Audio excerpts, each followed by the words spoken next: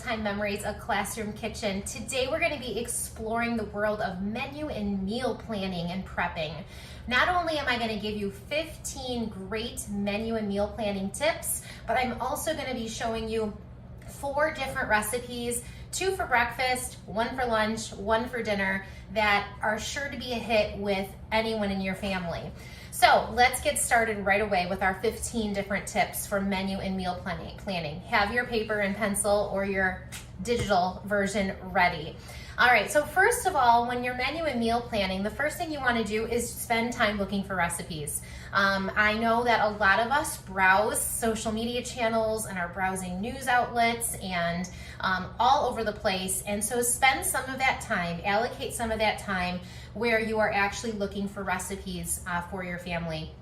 You can look on actual recipe sites. You can look on Pinterest. You can look on Facebook. You can Google things. Also, you can also take some time, normally you'd be watching TV, spend 10 or 15 minutes just looking for some inspiration. Once you have come up with some inspiration, then start saving those things in a system. Personally, I love Pinterest. I love saving recipes digitally so that I can scroll through my boards at any time.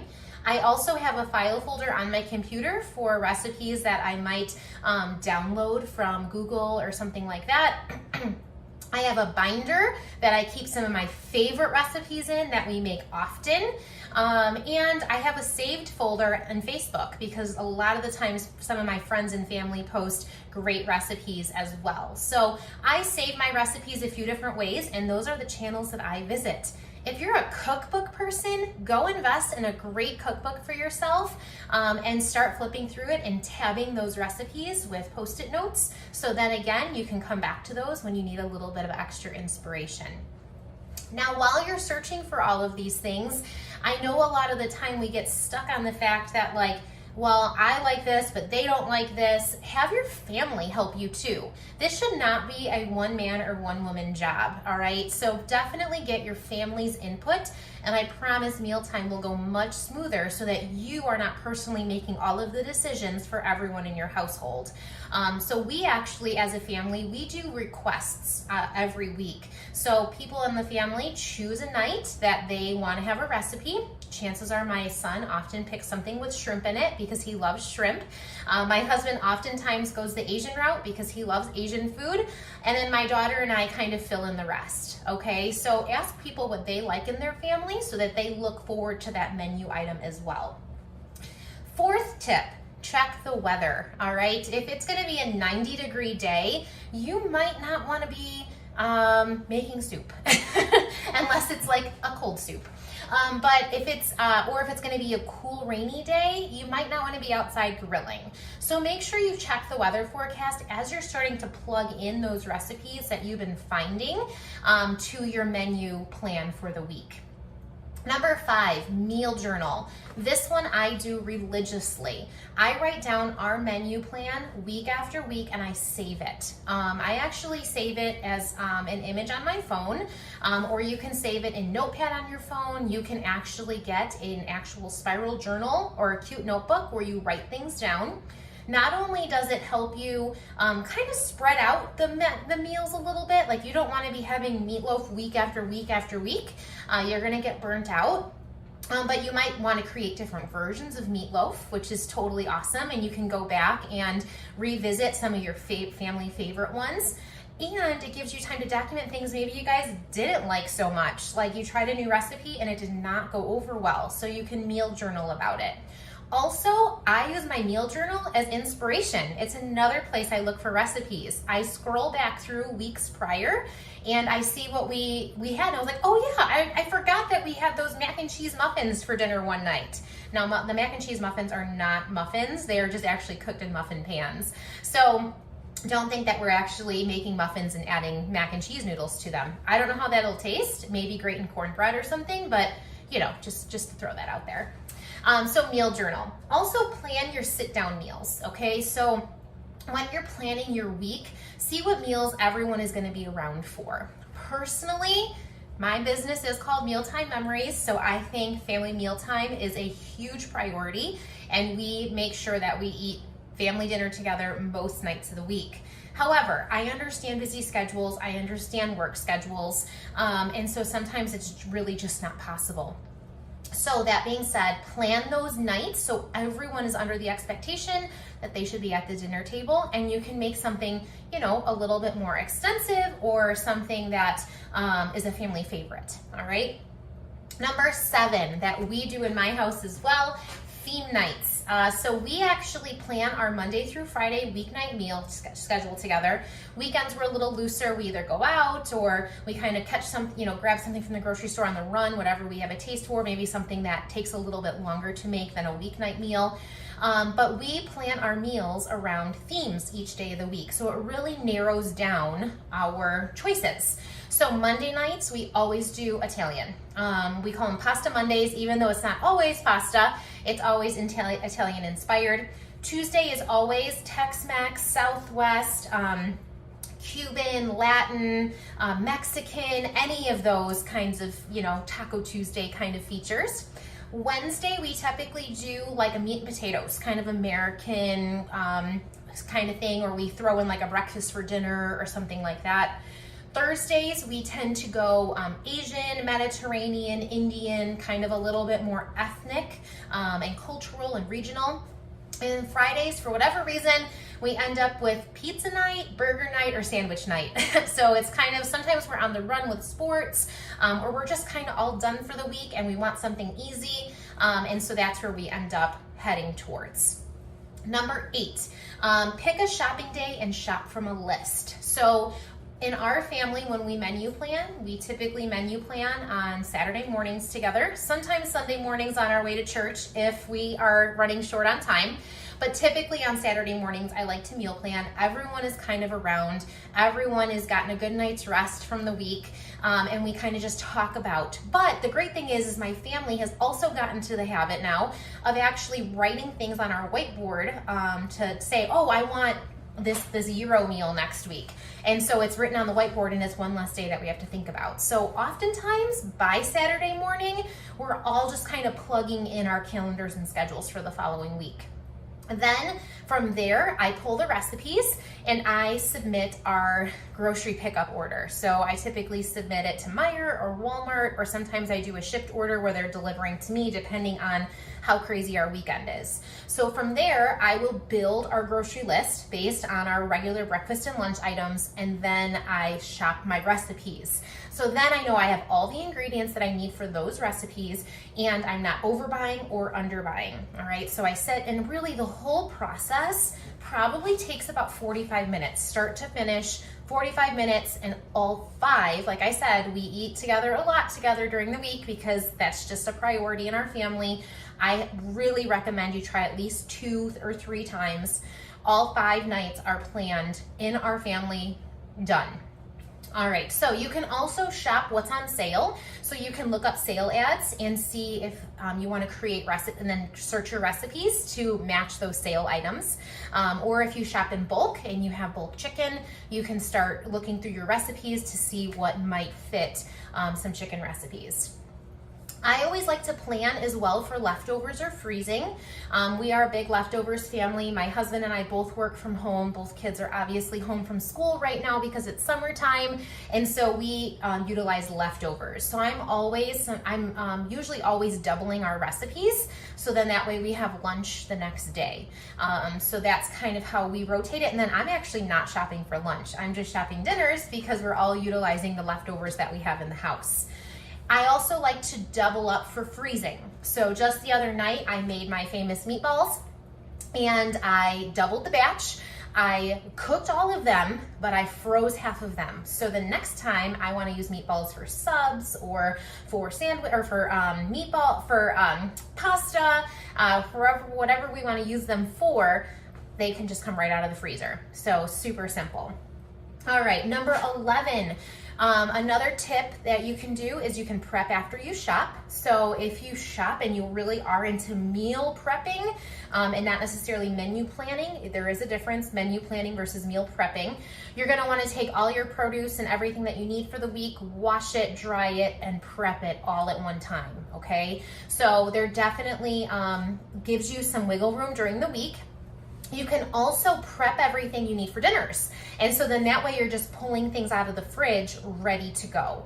I do this often with meat. So like if I need to trim chicken or I need to portion out ground beef or something like that, I portion all of that out, freeze what I don't need, and then leave in the fridge what we're gonna be using for the week for our recipes. You can also batch cook. So you actually, like with the meatballs, I baked a bunch of them at one time, used half of them, put away half of them for another time. Another thing that isn't so popular nowadays, but about 5 years ago, it was super popular, and that's freezer meals. Freezer meals are actually super handy, and what you'll do is you'll batch prep, okay, and then you're gonna actually store them in freezer Ziploc bags with the recipe, and you can freeze them for later use. And I'm actually gonna show you our dinner time recipe, how that can become a freezer meal. All right, number 14, big tip, keep your fridge airy. This is why I shop from recipes, because I'm not shoving things in my fridge with the hopes that I'll use them. I'm buying things for very specific purposes for the week, okay? And like I said, we plan week by week.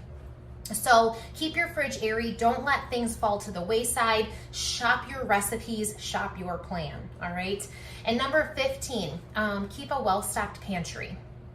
So I do keep some items in the pantry just in case something goes wrong with one of the meals, or you know, we just kind of change our minds, because that happens occasionally too, even when we plan week by week. So I would highly recommend keeping some stock, some rice, some beans, salsa we use a lot in our house, pasta sauce, dry ranch, and dry taco seasoning, along with some like your baking goods or any other kind of items that you like to just keep around in your pantry.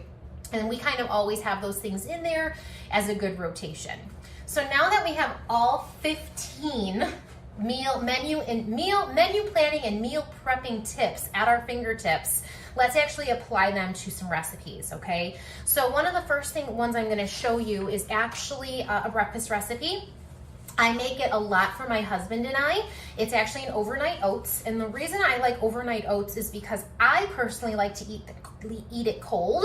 My husband likes to warm them up, and I love to do this. I go to the gym early in the morning, and so when I come home, I like to be able to just grab it out of the fridge and eat, because I'm hungry after I come home from the gym, all right? So I included on your recipes lots of versions, okay? Like a berry recipe, coffee and walnut, indulgent double chocolate, apple pie, peanut butter, tropical, all right? And so lots of different versions. Now, oats are very high in fiber. They're a plant-based protein. They have B vitamins, 100% whole grains, which means they are not heavily processed like other types of cereals. They're of course low in sugar and help to increase your metabolism.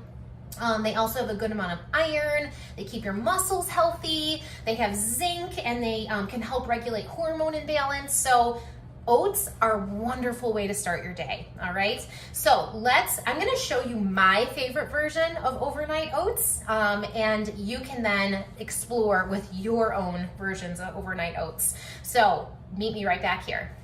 All right, so I'm gonna show you the base recipe plus adding in my favorite ingredients for overnight oats. Remember, I like to eat these cold, but you can always warm them up in the microwave if you wanna take the chill off of them or eat them pretty piping hot. You can also make these 3 to 4 at a time. So you can make 3 or 4 of these at a time for your week, and they'll be good to go in your fridge. So what I like to do is I actually like to start with a banana.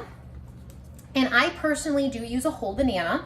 I do weightlifting and strength training, so I eat a lot of calories during the day.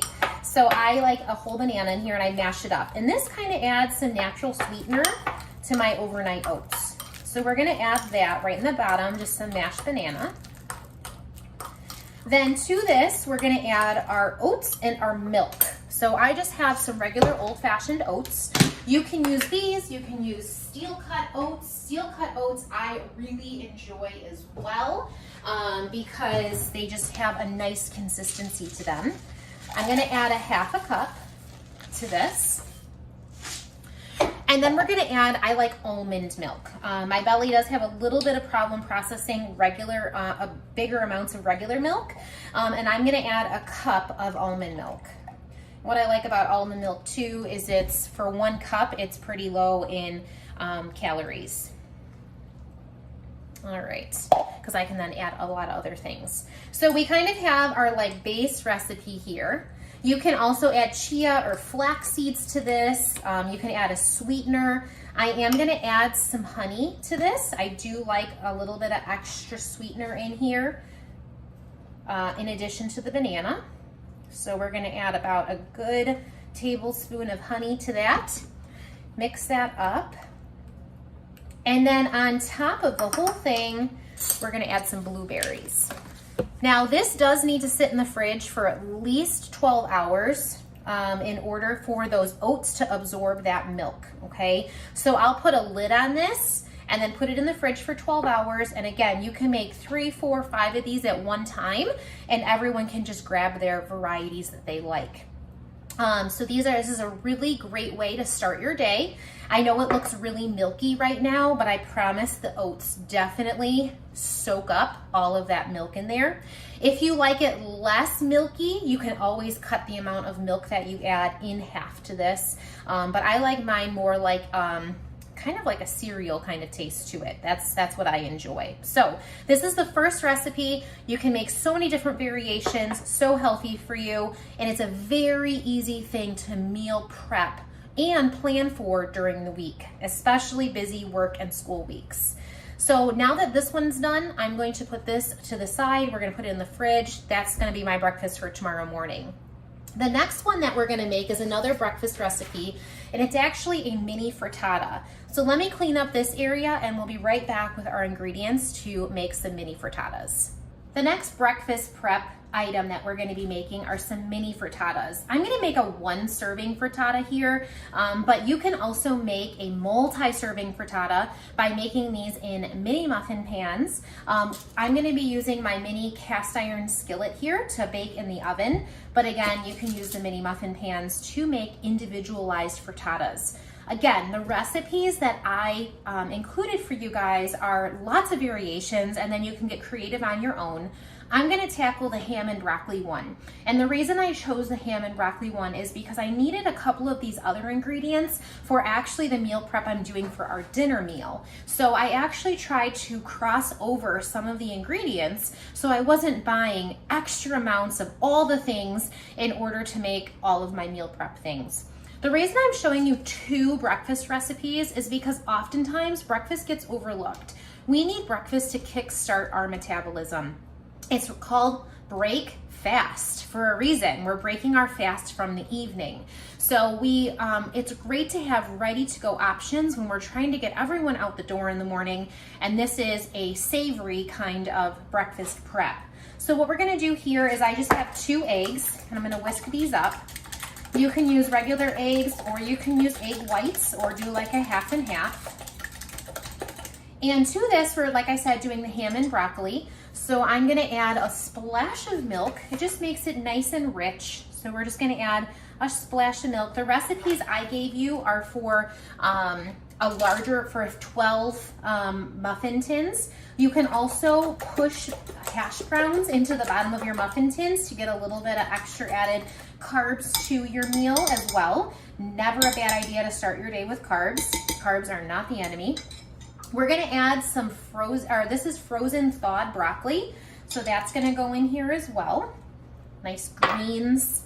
We're gonna add some cubed ham, a little sprinkle of green onions, just for a little bit of extra flavor, some salt, and then a little bit of shredded cheddar cheese. Now, I'm not gonna whisk this because I don't want my all ingredients to get stuck together. So I'm just gonna get a scraper here and we're gonna mix all of this together so that all of our ingredients are coated in our egg. I do need to spray my mini cast iron here before I get it in the oven. This is gonna go in the oven at 350 degrees for about 15 or so minutes. Kind of watch it. My husband does like the tops of his frittatas browned. I like mine not browned. So I like to take mine out a couple minutes earlier and just kind of let it finish residually cooking in the hot pan, whereas he would love his well done in the oven. All right, so we'll move some of this out of here. And we're just gonna go ahead and pour this in our little cast iron pan here. And I love this because it looks a little flat now, but the great part about this frittata is it'll get nice and fluffy as it bakes. On the mini cast iron, I do like to put it on another sheet pan. It's just a lot easier to handle and get in and out of the oven. So this is gonna go in the oven, like I said, at 350 for 15 or so minutes. It's gonna finish cooking in the pan once we take it out. And then you can even take just a scraper and we're gonna kind of flip it out of the cast iron once it's done cooking. And you can prep a bunch of these at one time for your week. 5 different ones if you want to. Put them in containers in the fridge and have something ready and healthy to go so you're not going through that drive-through. All right, let's get this in the oven and we'll move on to our lunch prep next. Our third recipe is going to be for lunch, and we need to fuel ourselves during the day. So no quick takeout, no junk food. We need some real fuel when we get our day going, which is why I love grain bowls. Grain bowls are filled with all of the correct fuel that we need to get through our second half of our day and really keep us from that afternoon crash. In the recipe that I gave you, there's tons of varieties of grain bowls. I'm gonna show you a Mediterranean version today with some wild rice and some spinach and chicken and hummus and feta cheese and Kalamata olives, all super yummy, satisfying things. But I gave you a whole slew of different combinations and different spices that you can use. So let me show you how to build out a grain bowl. Again, you can build these out 5 days at a time for yourself or your family. And guess what? You can use all very similar ingredients, but change up the spices every day that you want to as well. This included some meal prep. It also included some batch cooking. So let's get to how we build out a grain bowl. All right, first you need a good sturdy bowl. So just like the bowl I used for our overnight oats, I'm gonna use for my grain bowls. So I like to keep everything similar. You can buy a bunch of these different kinds of bowls at one time and have them ready to go. I batch cooked some wild rice. Now I only did a little bit because I'm only making this one grain bowl. Oop, it sat a little bit too long. Let me add a splash of water to this to break it up a little bit. There we go. Sat a little bit too long in the bottom here, but you can make a bunch of rice at one time in your pressure cooker, on your stovetop. This is like a micro cooker, so you can, again, make a bunch at one time to prep a whole bunch of these at one time. Have a lineup of your overnight oats, have a lineup of your grain bowls, you're set to go. Now, I am gonna add spinach to mine because I do like it kind of like a salad. And so I'm gonna add this on the bottom of my bowl. This is about a cup of rice. So I'm gonna use about a half cup of it. Actually, I changed my mind. I think I'm gonna add most of it to the here. There we go. Carbs are not the enemy, guys. Remember, they help fuel us through the day. You just gotta pick the right ones. All right, so these are great because if you wanted to microwave this, you could eat this cold or microwave it. It kind of wilts that spinach at the bottom. Now on top of this is my favorite part of grain bowls, is adding all of the toppings. So I have some chicken that I batch cooked. So I cooked a bunch of chicken at one time, just seasoned it with salt and pepper, and then I chopped it up. So I can come back in and season this later with something else if I wanted to, but I basically just made a bunch of plain chicken. So I'm gonna add that on top of my rice as well. Now, what I'm gonna do is I'm gonna add a little splash of Italian dressing or Greek dressing, whatever you want. And this is just to kind of get everything to stick together. So it's not necessarily like a dressing that it's like everything is lathered in it. It's kind of just to make it stick together a little bit. I'm gonna add some tomatoes. This is a Greek one, so we definitely wanna have tomatoes in here. All right, and then some Kalamata olives, which are my personal favorite olive. So you get nice fat in here with your Kalamata olives, a little bit of salt, which is again why I don't add too much dressing, because you're gonna be adding flavors from other things in here as well. I'm also going to be adding a little bit of feta cheese. So we'll sprinkle that on there. If you're making this ahead of time and you're worried about soggy dressing, you can definitely add your dressing when you eat it the day of. Okay? And then last but not least, We're gonna add a nice dollop of hummus. You can even add a nice dollop of Greek yogurt if you were so inclined. And that hummus, yummy protein. And that is kind of what I use to mix in to the bottom of all of this.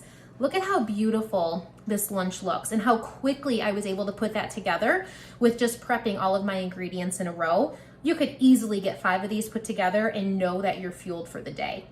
What do you guys think? Pretty delicious? Would you try this variety or a different variety on our recipe list? All right, our last meal is actually going to be a sheet pan meal, but I'm going to show you how it can be transformed into a freezer meal as well. Our frittata is still cooking, our oatmeal is in the fridge setting, and we just finished our grain bowl. So let's move on to dinner time for our family. Look at this beautiful sheet pan meal. So colorful, and it's gonna be so flavorful with the marinade that we add to this. Now, how did I do this in a meal prep and menu planning fashion? Well, I menu planned that we wanted a garlic ginger chicken sheet pan meal. Now, I didn't have time to cut up all of this during the week because, you know, I'm busy on my weeknights. So what you can do to create it, make it into a freezer meal is on a day when you do have time, you'll prep all of this and then you'll freeze it in your freezer and wait for the day that you need it. So what you would do to turn this into a freezer meal is you would take your trimmed chicken tenderloins. I like using chicken tenderloins because they cook quicker, okay? So I have my chicken tenderloins here. That would go in a bag itself, okay, by itself. In another gallon-sized freezer bag, I would make my veggies, all right? So I chop up all my veggies. I have broccoli, I have some red pepper, and then I had some summer squash or some yellow squash from my garden. And you'll notice that I actually created the summer squash a little bit larger than normal so that it baked at the same time as all the other vegetables, okay? So that would go in a second bag. In a third bag, I would prep the marinade. Now the marinade is a very simple marinade. It has soy sauce, water, vinegar, oil, ginger, garlic, and honey in here. And this would be the marinade. So in 3 different bags, I would put the marinade probably in a quart-size bag, gallon-size bag, gallon-size bag. I would take my recipe, which I have right here. I would fold it and I would put everything nice and sealed tight into another freezer bag, put my recipe inside of it, knowing that I'll use this later in the week, okay?